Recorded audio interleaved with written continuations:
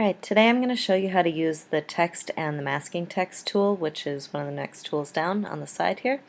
So when you have your text chosen, just double check which one you actually need. So again, you have different options here: horizontal type tool, vertical type tool, and the vertical masking and the horizontal masking tools.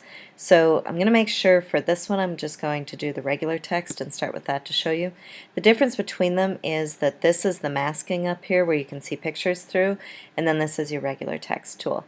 So to put things on with your regular text tool, just have that chosen, and basically you just, the same as you're used to with any Word program or Google Docs or anything like that, you have all of your options up here with the different texts and all of that. Just be careful of which one you're actually using as far as whether or not you want to center the text. Right now it's moving around my one that I have chosen, so I'm going to give this a new layer so that I'm not messing around with the layer that I'm actually was working on there. Okay, so on my new layer then, I'm going to choose to either write with this, and you'll notice that it is kind of a very light color right now, and that's the color that it's picking up is the foreground color, which is down here. So to change that, I'm going to just X out of that. I can either choose up here or down here, and both of those will change whatever I want to do. I can use my eyedropper out on the picture if I want to use a color that matches within the picture, and as I move around you can see all the different colors that it's picking up as I'm going up in the top there. I can choose blues, I can choose greens, although it's choosing the actual pixel that I'm picking out, so sometimes it can be a little surprising. Okay, so there's a green.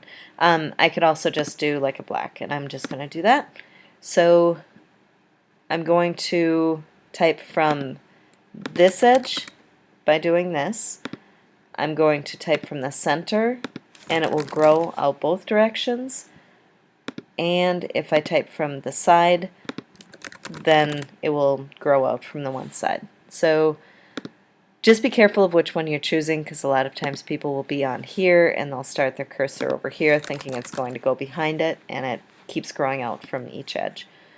So I'm going to cancel out of that. That's basically how I put the word amazing on there, and once you've put it on, then you can use your move tool and move it around. Again, be careful, you don't want to just grab the center and try to move that, because that's just your point. So pull inside of it anywhere and pull it into place wherever you want it to be, and then hit your check. And then if you wanted to type down, so the vertical type tool basically types up and down instead. Again, I'm going to make sure I'm on this so that I'm going from that edge when I'm doing it as I'm typing, and so on and so forth with that. So I'm going to move this back to where it should be here again. Since I'm back on that layer, it affected that when I chose the other source. So now with the masking, I'm going to show you how I recreated that. So I'm going to start with the picture that I did the masking on, and there is the type masking tools down here. There is another way to do this too with clipping masks that you're going to learn about later on, but for right now I'm just going to show you the straight up easy way of doing this. So up here on the top you have all of your options like normal. I'm going to choose impact because it does, it's very thick, so it shows very well with this, and see if any of my other options up here work. I already tested to see how big will it fit on the screen really well. A lot of people don't realize that you can do numbers above that are up here, but you can. All you have to do is type in whatever number you want to do.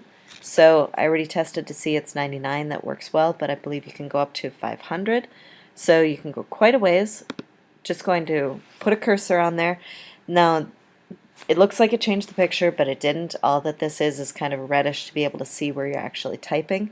So put in my words and hit my check up here, and that has chosen around those. So now I'm just going to copy those out, and I could move them around if I wanted to in the same picture and leave something behind and work up there. I could even overlap them a little bit, but that gets a little confusing. So I'm just going to put them into another picture. So I've already copied it.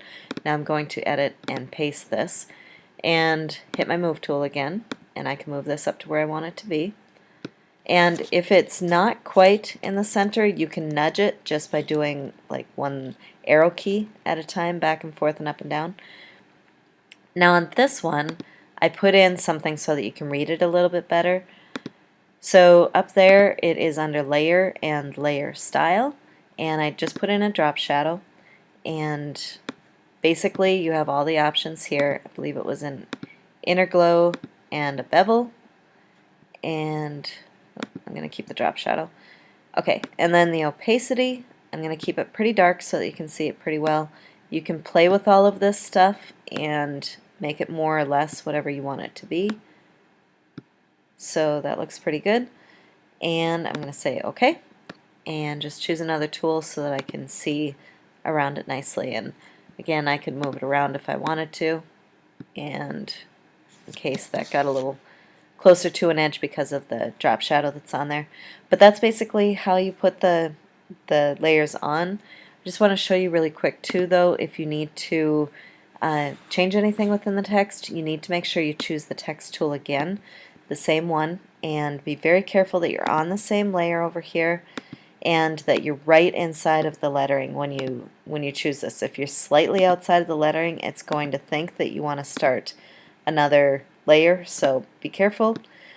Select across, you can change whatever you want to change. So let's say I wanted to change to beautiful instead. I can do that, and then hit my check up there, and that's basically text and masking text.